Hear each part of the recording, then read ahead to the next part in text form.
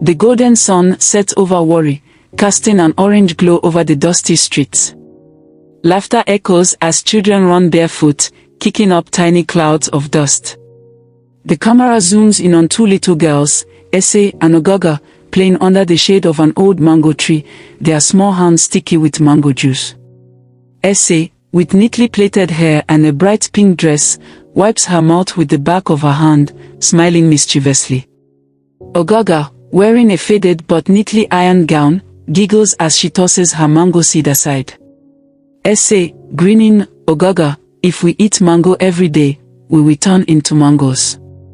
Ogaga, laughing, then I'll be a fine, juicy one, and you'll be the stubborn one nobody can pluck. They burst into laughter, rolling on the ground. Behind them, their mothers sit on wooden stools, chatting like sisters, pounding yam in a large mortar. Their fathers, both longtime friends, sit under the veranda, discussing life, dreams, and the future of their daughters. Ese's mother, these two, they were born to be friends. Ogaga's mother, smiling, one is from a rich home, one from a simple home. Yet, look at them. No difference. Ese and Ogaga, now linking pinky fingers. Ese, serious tone, promise me, no matter what, we'll always be best friends. Ogaga, forever and ever, Ese. The wind rustles the mango leaves as if whispering secrets only time will tell. Years pass. The same mango tree, now taller. Ese and Ogaga in their primary school uniforms, laughing as they walk home, carrying their school bags. Secondary school uniforms. They still walk together, but subtle changes appear. Ese now wears shinier shoes, her wrist adorned with a gold bracelet. Ogaga's uniform is always neatly patched, her shoes dusty from the long trek to school. Two friends, bound by childhood innocence. But life always has a way of testing even the strongest bonds. Lighthouse University, Abroka, young women now, seated side by side. Ese, elegant in her designer handbag and flawless makeup. Ogaga, still radiant but in simpler clothes. Their eyes gleam with dreams, unaware that a storm is on the horizon. As the night settles over Warri, Ese and Ogaga sit on the rooftop of Ese's mansion, watching the stars. Ogaga, whispering, do you ever wonder what our future will be like? Ese, confidently, we'll always be together, no matter what.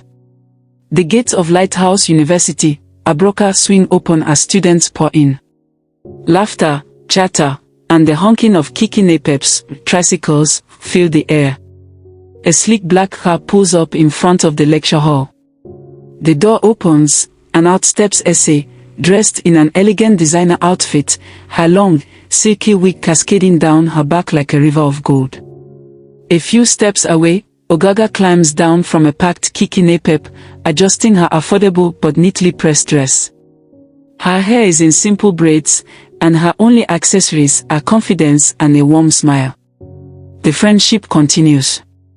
But a silent shift begins. Ese, hugging Ogaga, this girl, you're still using Kiki. When will you let me pick you up in my car? Ogaga, laughing, Ese, you know I love Kiki. Besides, I enjoy the fresh air. That car of yours is like a fridge. Ese, rolling her eyes playfully at you and your suffering lifestyle. They laugh, linking arms as they head into the lecture hall. But beneath the laughter, the differences between them are beginning to grow. Inside the lecture hall, students murmur as Ogaga walks in. Her usual braids have been replaced by a stunning, sleek black wig, one of Ese's many expensive collections. Random girl, whispering to her friend, oh wow. Ogaga is looking finer these days. Boy, smiling at Ogaga, see babe. You look different, in a good way. Ese hears this but pretends not to care. Different. But that's my wig. Lecturer, calling attendance, Ogaga. Ogaga, standing with confidence, present, sir. Eyes follow her. Smiles linger. Even the usually serious lecturer nods in approval. Ese, sitting beside her, folds her arms, an unfamiliar feeling creeping into her heart. Why are they looking at her like that? That's my wig, my taste, my fashion. So why don't they look at me like that? Admiration turns to jealousy. Days turn into weeks. Ogaga borrows more wigs, each time receiving more compliments. Boys start asking for her number. People want to sit next to her in class. Essie watches silently as Ogaga blossoms under the beauty she provided. The envy gnaws at her. She starts experimenting with new hairstyles, buying more expensive wigs, wearing the latest designer shoes, but somehow, the attention never shifts back to her. The worst blow comes one afternoon in the cafeteria. A group of students is deep in discussion. Student 1, who's the most stylish girl in our department? Student 2, it has to be Ogaga. Her hair is always on point. Student 3, forget, Ogaga no spec. She's natural, confident, and that smile. October 10th. Essay, sitting at the next table, grips her fork so tightly her knuckles turn white. Stylish, she glances at her own reflection in her phone screen, perfect makeup, flawless clothes, but no one ever calls her stylish. For the first time, Essay feels invisible. That night, in the dim glow of her dorm room, Essay stares at her wigs arranged on her dressing table. Her thoughts spiral. Essay, whispering to herself, I made her. I gave her those wigs. I made her beautiful. So why her? Why not me? A strange voice, almost like a whisper in the wind, hisses in her ears. Dark voice, because she took what was yours. You gave her your crown, and she became the queen. Essay jerks up, heart pounding. She looks around. Silence. Only the ticking clock and her own rapid breathing fill the room. The jealousy she tried to ignore has now taken root. When envy is ignored, it does not disappear. It grows, it festers, and soon, it whispers instructions. It's a quiet evening in Lighthouse University, Abroka. The sky is painted in hues of deep purple as the sun sinks into the horizon. The camera slowly zooms into Essay's dorm room, where a golden glow from her bedside lamp illuminates her expensive collection of wigs, designer bags, and luxury perfumes, a stark contrast to the darkness creeping into her heart. Essay sits at her dressing table, absent-mindedly running a brush through a long, silky wig. Her face is unreadable, her mind a storm of thoughts. The laughter and distant chatter from students outside irritates her. She knows Ogaga is out there, smiling, talking, being admired. She throws the wig down, gripping the edges of the dressing table. Essay picks up her phone and scrolls through Instagram. Post after post, pictures of Ogaga in her borrowed wigs flood her timeline. Comments underneath sting like venom. Ogaga, you're glowing. What's your secret? Beauty overload. If beauty was a sin, you'd be in trouble, girl. Essay's hands tighten around the phone. No one has ever commented like this on my pictures. Not even once. Her own recent post, a flawless, expensive look, has only a handful of likes. It feels like a mockery. Essay, muttering she's wearing my wigs, my style, but she gets the glory. What kind of joke is this? She throws the phone onto her bed, standing abruptly. Anger boils inside her. A bitter conversation. Moments later, Ogaga enters the room, unaware of the storm brewing in Essay's heart. She flops onto Essay's bed, smiling brightly. Ogaga, Essay. You won't believe what happened today. Essay, forcing a smile, tell me. Ogaga, one of the lecturers, introduced me to this businessman who owns a modeling agency. He said I should consider going into beauty and fashion. Can you imagine? Me? A model. Essay's smile fades instantly. A model. The rage inside her twists into something ugly. Essay, voice strained, wow. That's nice. Ogaga, laughing, I told him I'm not even fashionable like that, but he insisted. Said I have natural charm. Essay feels the sting of those words, natural charm. So, what am I? Fake. Artificial. The whispers of darkness. That night, as Essay lies on her bed, her mind is restless. The room feels too quiet. Then, the whisper returns. Dark voice, soft, eerie, she has taken your place. Essay whispers back, eyes darting around the room, who's there? Dark voice, you made her beautiful. Now she shines, while you remain in the shadows. Essay, shaking her head, no. No, I just helped her. She's still my friend. Dark voice, hissing, she is not your friend. She is your rival. Essay bolts upright in bed, sweat dripping down her face, she clutches her blanket tightly. Her room feels heavy. Dark. Then, her phone buzzes. It's a message from Ogaga. Babe, please, I need another wig for tomorrow. The red one this time. That color makes me glow. Essay stares at the message. Her hand trembles with fury. Essay, whispering, she's using me. The camera zooms in on her face, her eyes are dark, her expression unreadable. And so, the seed was planted. The seed of jealousy. And when a seed is planted, it only takes time before it grows into something unstoppable. The night is thick with silence.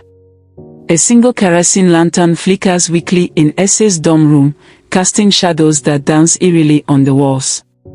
The sound of the ticking clock fills the air, each second stretching endlessly. Essay sits at her desk, staring at her reflection in the mirror.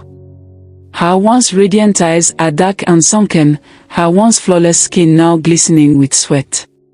The whispering voice returns, slithering into her thoughts like a snake. Dark voice, soft and tempting, she has stolen your place.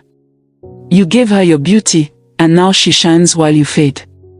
Essay, muttering to herself, gripping the edge of the table, it's not fair. I should be the one they admire.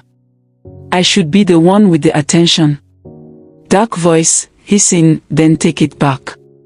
Essay's breathing is heavy. She knows what she must do. She grabs her phone and dials a number. Essay, whispering into the phone, Mama Atikbai. I need to see you. The journey into darkness. The next evening, Essay leaves campus, her hoodie pulled low over her face. The streets are busy, but she avoids familiar eyes as she slips into a waiting Kiki Nepep. Kiki driver, glancing at her through the mirror, Madam, where you they go? Essay, coldly, take me to Ayatikbai's shrine. The driver stiffens, his eyes widening slightly, but he says nothing. Everyone knows the name. The road is rough and bumpy, twisting deep into the outskirts of town. The air grows thick, the trees towering over them, swallowing the last traces of sunlight. They arrive at a mud house, dimly lit by red lanterns. Strange symbols are painted on the walls, and the sound of chanting and distant drumming fills the air. Essay steps out, heart pounding, but determination burns in her eyes. Old woman's voice, raspy, from inside the hut, I have been expecting you, daughter. Essay swallows hard and enters. The deal with darkness. Inside, the air smells of burning herbs and something rotten. Mama Atikbai, the feared native doctor, sits cross-legged before a smoking pot, her white eyes unblinking. Mama Atikbai, studying Essay, jealousy is a hungry beast, child. And you have fed it well. Essay, clenching her fist, I don't want her to have what's mine anymore. Mama Atikbai, nodding slowly, and what do you want me to do? Essay, voice shaking with rage, I want her to suffer. I want her to run mad. I want her to lose everything. The native doctor grins, revealing blackened teeth. She dips her fingers into the smoking pot, pulling out a strange, red powder. Mama Atikbai, whispering darkly, take this. Rub it inside the wigs you give her. The moment she wears them, her mind will shatter. She will never know peace. Essie reaches for the powder with trembling hands. Mama Atikbai, gripping her wrist, eyes glowing, but beware, child. The price of darkness is never free. Essie hesitates for a split second. But then she remembers the laughter, the admiration, the attention stolen from her. Her grip tightens. Essie, whispering, "I don't care." She tucks the charm into her bag and steps out into the night, the camera lingering on the burning red embers in the pot. The deal has been made. The winds of change. Essie returns to campus, her hands shaking as she carefully rubs the powder into her wigs.